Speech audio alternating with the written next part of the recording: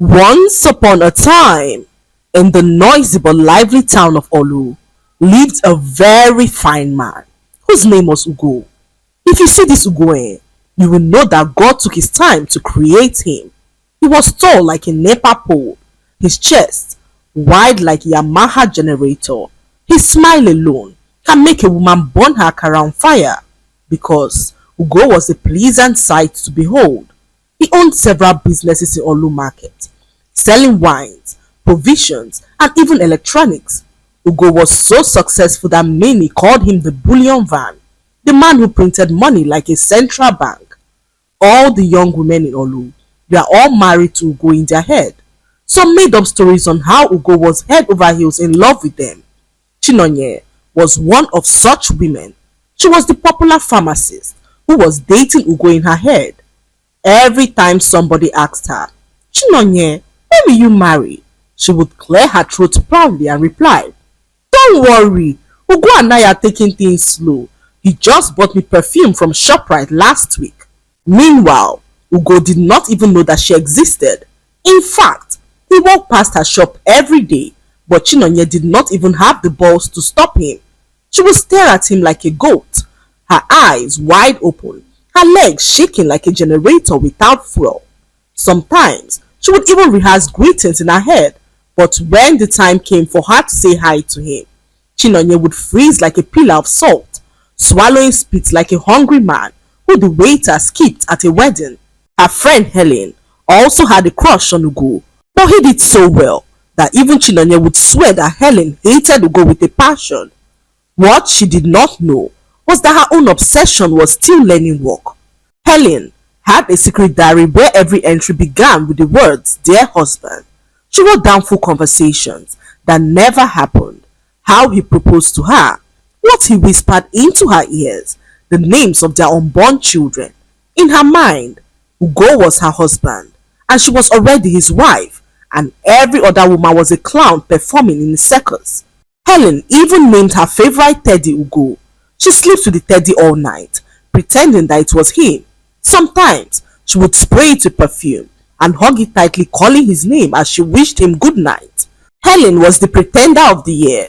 She found her babe outside, mocking Chinonye for being so obsessed with Ugo, whilst in her room she was hugging her teddy bear, pretending to be married to him. Dami, on the other hand, was another woman who had her eyes on Ugo. She was a renowned prostitute whose body count was more than the beans in Mama Nkechi's akara pot. Yet, deep within her heart, she believed that she was the right fit for him. After all, which man in this town can resist me? I would just catwalk past his shop and he will follow me like a mosquito. She boasted to her fellow night crawlers who all stood around like vultures. Truth is that most women in Olu had their own private fantasies about Ugo.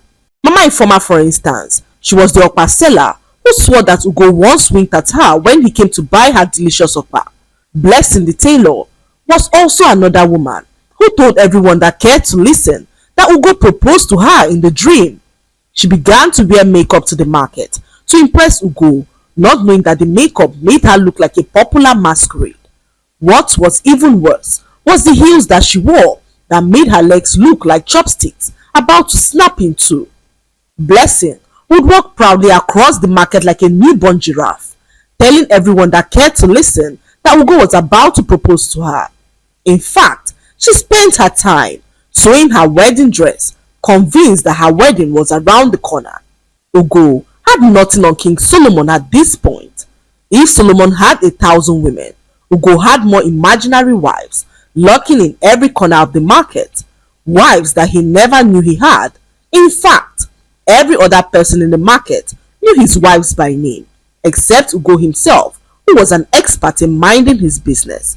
He came to the market early and remained in his shop, minding the only business that paid him, whilst his supposed wives walked past his shop like ostriches, stretching their necks, shaking their waists, and flaunting their figures, hoping for Ugo to notice their presence. But Ugo did not even blink. If you like, wear eyelashes long enough to sweep the whole market. Ugo would still be focused on his calculator, punching in the only figures that mattered to him. His sales boy Chukuma was the complete opposite of who he was. Chukwuma made it his duty to be in everyone's business. He was like a stubborn fly, perching where he was not invited. When people quarreled in the market, Chukwuma was the kind of boy to stand next to them, fueling the flames. "She insulted your mother, oh," he would say, not caring the chaos that would follow from such a revelation. Chukwuma had ears of a bat and the mouth of a parrot. If someone sneezed in the corner of the market, Chukwuma would hear it, and before the sneezer could wipe their nose, the whole market would know who sneezed and how they sneezed, and even what the sneeze smelled like. So when rumors began to spread that Ugo was preparing for marriage, Chukwuma was the first to hear it, and like the parrot that he was, he wasted no time in spreading the news. "Have you heard?" he announced loudly, balancing on one leg in front of Mama Ifeoma's upper stand. "My oga is getting married soon, oh." "Yes, so it's confirmed." No more delay. The women froze, their mouths hanging open like padlocks without keys. "Which one of us?" Chinonye asked, her heart beating like a drum in her chest. Chukwuma folded his arms and shook his head mysteriously. "I cannot reveal her name, oh, but all I will say is that she's very close and my oga will soon ask her to be his wife." Helen nearly collapsed. That night, she wrote in her diary that finally her husband Ugo had made his decision to finally marry her. She even spent an hour practicing her new signature with Ugo's surname. Dami, on the other hand, painted her lips so red that when she smiled, it looked like palm oil had spilled across her teeth. She told her fellow night crawlers that Ugo was about to make her his wife. All the women waited patiently for Ugo to approach them, but Ugo, he kept minding his business. However, he knew one thing for sure, that someone was spreading rumors about him, and Ugo needed to know who it was. One afternoon, as Ugo was arranging goods in his shop, Chinonye gathered the courage to meet with him, her heels shaking like a newborn goat as she stepped forward and began to clear her throat. "Ugo," she whispered as she began to speak. "Please, just tell me the truth. Am I the one you are planning to marry?" Ugo smiled faintly and replied, "By tomorrow morning, you will know." From that moment, he set a trap. He wanted to find the parrot that was scattering his name all over the market. So, he decided to test his suspicion. First, he called his salesboy Chukwuma and said loudly enough for only him to hear, "Chukwuma, don't tell anyone, no, but I'm preparing to marry my favorite pot." Chukwuma's eyes widened like a lantern as he nodded quickly, pretending to zip his lips. Later that evening, Ugo met another trader who he suspected, and just to confuse matters, he told the man that his bride's name was Uloma. "My brother, keep it a secret, but my bride's name is Uloma. She's from the faraway village, and nobody in this market knows who she is." The man simply nodded and went his way. By the next morning, the rumor that swept through Olu market was not about Uloma. It was about Ugo getting married to a pot. From Mama Ifeoma's upper stand, to Blessing's tailor shop, to Dami and her night crawlers, everyone was saying the same thing. "Have you heard? Ugo is marrying a pot, a whole cooking pot." Ugo laughed quietly to himself. He didn't need any prophet to tell him who the gossip was. It could only be Chukwuma, his sales boy. So that evening, he called his boy and said calmly, "Chukwuma, the ears of a bat and the mouth of a parrot can destroy even the biggest man. Next time, if you must talk, let it be about something meaningful and not about the life of a person." Ugo relieved Chukwuma of his job that day, knowing that having someone like him around was more dangerous than leaving palm wine in the hands of a drunkard. However, the damage had already been done. The rumor had spread faster than Harmattan fire. No matter how Ugo explained, nobody believed him. When he said that it was only a trap to catch the gossip, people replied, "Oh, that's exactly what a man who married a pot would say." Even the women who once fought to be Mrs. Ugo began to laugh at him, calling him a joke. Chinonye, whose eyes once followed Ugo like a CCTV camera, quickly denied ever liking him. "A whole pharmacist like me marry a man that is in love with a pot? God forbid! Am I not loved at home that I'll be sharing my man with a kitchen utensil?" She hissed, fanning herself as if the rumor was burning her skin. Helen, too, the one who used to write "Dear Husband" in her secret diary, tore out all the pages, threw her teddy bear away, and shouted, "Nonsense! I cannot be competing with a stainless steel pot." Dami, the ninth queen, wiped off her red lipstick and told her fellow night crawlers, "Even me, I have standards. If Ugo prefers pot, let him go. In fact, let the pot service him." Mama Ifoma, the Okpa seller, who once swore that Ugo winked at her, suddenly declared that it must have been a mistake that day. It wasn't a wink. It was ordinary dust that entered his eye. Blessing, the tailor, hid the wedding gown that she had been sewing for herself.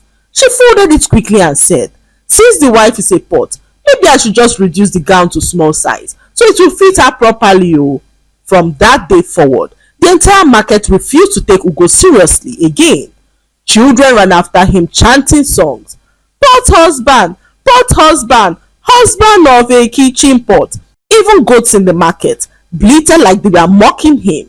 When Ugo walked past, they would go, "Meh!" and the children would laugh, saying, "Even the goats know that he's married to a pot." No matter how Ugo explained, nobody listened. It was a trap to catch the gossip, he would shout, but people only shook their heads and replied him saying, "See how food has finished this man. He now loves his pot and even calls it his bride." Soon, Ugo became the biggest joke in Olu. The women who once fought each other to be his wife now avoided him like a plague. Chinonye started carrying herself with pride again, saying, "Abeg o, I'm a pharmacist and not a pot rack." Helen burnt her diary and went about telling people that God saved her from marrying a madman. "When I tell girls not to be desperate for marriage, it's because of things like this," she said as she narrated how she turned Ugo down and even left him on his knees. "Maybe it was my heartbreak that made him run mad," Helen told anyone that cared to listen. "He begged me to marry him. I refused, and see how frustration pushed him into the arms of a pot." Her friend Chinonye almost dropped her jaw when she heard Helen giving that testimony with confidence, telling anyone that cared to listen that she rejected Ugo. "Eh?" Chinonye blinked. "Helen, you?" Helen raised her shoulders proudly. "Of course. Who do you think he truly wanted? It was me now. But I, Helen, refused. I cannot reduce myself to the level of pots and pans." The words struck Chinonye like lightning. Her heart pounded in her chest. All this while, she thought she and Helen were in the same boat, both mocking Ugo from afar, both pretending that he was not their concern. She had poured out her feelings to Helen, cried in her presence, even sworn that Helen would never understand what it meant to secretly love someone. Yet, here was Helen, chest out, claiming that she was the one who Ugo pursued. Chinonye felt so betrayed. "So all this time, you two were in love with Ugo?" she asked, her voice trembling like a child caught stealing meat from the pot. Helen's eyes darted nervously. For a moment, she wanted to deny it, but her pride was stronger than her caution. She flung her braids back and said, "Yes, I'm not just in love. He was mine and mine alone." The crowd around them gasped. Mama Ifoma placed both hands on her head. Dami bursted out in laughter as her fake lashes nearly fell off. Even Blessing, the tailor, shook her head as she watched two educated women dragging husband with a pot. Chinonye's face burned with shame. She had confided in Helen, told her how her legs shook each time Ugo passed, how her stomach tied itself in knots when she imagined him smiling at her. All the while, Helen had pretended, mocking her softly, acting as though she despised Ugo. Now, seeing her friend confess so boldly, Chinonye felt a mixture of anger and humiliation. "You are a hypocrite," she screamed. "You mocked me. You laughed at me. Yet, you two carried secret love in your chest like smuggled contraband." Helen's eyes hardened. Better a hypocrite than a fool who was blinded in love. At least Ugo loved me, whilst he did not even know your name. The market roared with laughter. Even the goats bleated louder in mockery.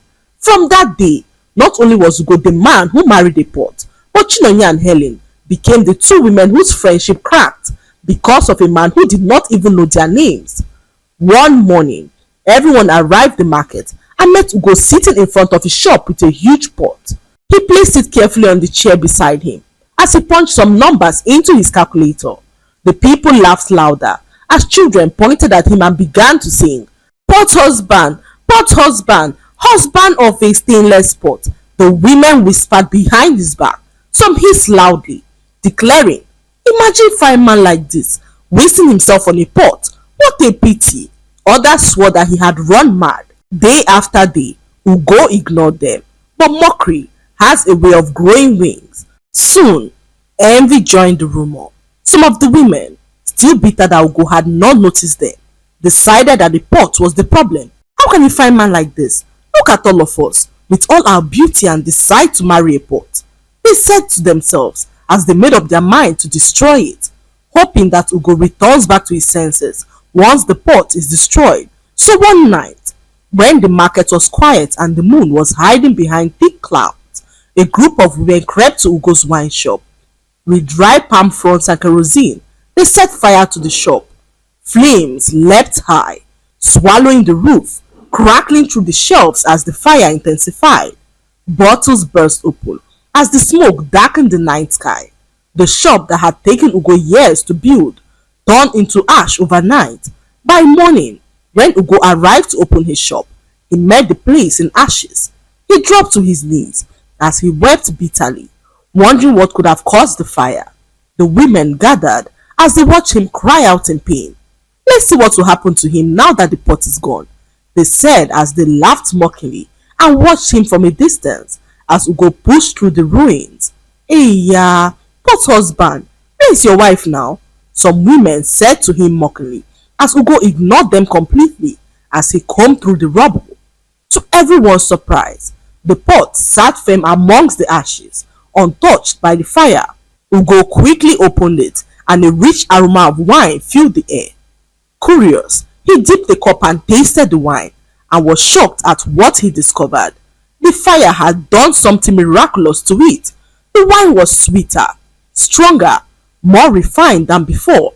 It was unlike anything he had ever tasted in his life, and Ugo all of a sudden began to scream out in joy. The people all looked at him shocked, wondering if his madness was now advancing. See madness, oh, he's still drinking from the pot, even after losing everything to the fire, they said amongst themselves as the governor's convoy drove by. The governor was passing through Olu when he saw the crowd and decided to stop. He asked what was happening and was told that Ugo's shop went up in flames the night before. The governor decided to see for himself when he caught sight of Ugo drinking from the strange pot in excitement. Filled with curiosity, he decided to taste the wine and Ugo offered him a cup, his voice still shaky from tears. Your Excellency, please taste this, he said to the governor, who sipped the wine and froze. His eyes lit up like a little child as he sipped the wine again and again, rolling it around his tongue as he declared loudly that this was the finest wine that he had ever tasted in his life. The whole market opened their mouth in shock as the women who set his shop on fire watched as the governor announced that he will personally sponsor Ugo to build the biggest winery that the country has ever seen. The world must taste this treasure. Young man, tell me, where would you like this great winery to be built? Point to the land and I will make it happen, he said to Ugo, who could not contain his excitement. The people of Olu gasped with joy, thinking that Ugo would surely choose their town for the winery. Women already began whispering to each other that their town would soon be famous and rich, but Ugo shook his head slowly as he turned to the crowd that once mocked him. The same people who chased him with songs and laughter, calling him the pot husband. Ugo raised the pot high and said to them, No, Olu does not deserve this blessing. You mocked me, you mocked this pot, and you tried to destroy me. Even when I explained, you refused to believe me. Instead, you gossiped my name and even burned down my shop. Why should I give you the honor of housing a blessing that you so despised? The entire market went silent, that you could hear the sound of a pin drop. Ugo turned to the governor and bowed. Your Excellency, let this winery be built in the state capital. Let it rise where people will value what comes out of it, not mock it. Let it stand as a reminder that no good thing survives in a place where envy rules the heart. The governor nodded firmly as he shook his hand in front of everyone. Within weeks, construction began in the capital city. Billboards with Ugo's face and the shiny image of the pot were plastered across the state. Foreign investors flew in to see the man who made the best wine the world had ever seen. Newspapers carried the headline of Ugo and his new winery.